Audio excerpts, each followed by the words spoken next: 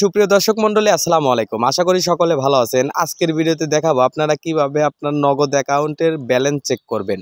অনেক ভাই ও বন্ধুরা আছেন আপনাদের নগদ অ্যাকাউন্ট আছে কিন্তু আপনারা ব্যালেন্স চেক করতে পারেন না।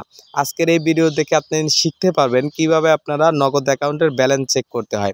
ভিডিও শুরু করার আগে ছোট্ট একটা কথা, যারা এখন এই ভিডিওতে লাইক কমেন্ট সাবস্ক্রাইব করেননি অবশ্যই এই ভিডিওতে লাইক কমেন্ট সাবস্ক্রাইব করে দিবেন।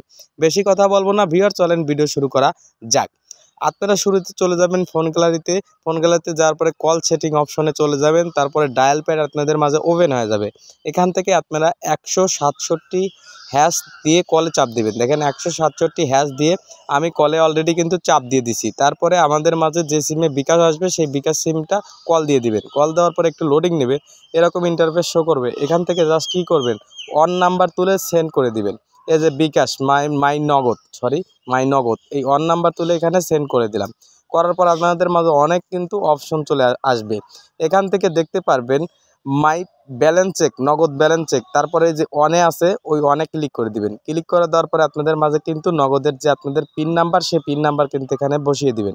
জাস্ট আমি বোঝানোর জন্য আমার নগদের পিন নাম্বারটা এখানে তুলে দিলাম। দেওয়ার পরে দেখেন সাথে সাথে কিন্তু নগদের ব্যালেন্স চলে এসেছে। আমার নগদে কিন্তু 0 টাকা রয়েছে, এই যে অলরেডি কিন্তু দেখা যাচ্ছে। এভাবে কিন্তু আপনাদের মোবাইল দিয়ে কিন্তু আপনারা এই কাজটি করতে পারবেন খুব সহজে। হ্যাঁ ভিউয়ার্স, ভিডিওটা কেমন লাগলো? যদি আপনাদের কাছে এই ভিডিওটা ভালো লেগে থাকে অবশ্যই এই ভিডিওতে লাইক কমেন্ট সাবস্ক্রাইব করে পাশে থাকবেন।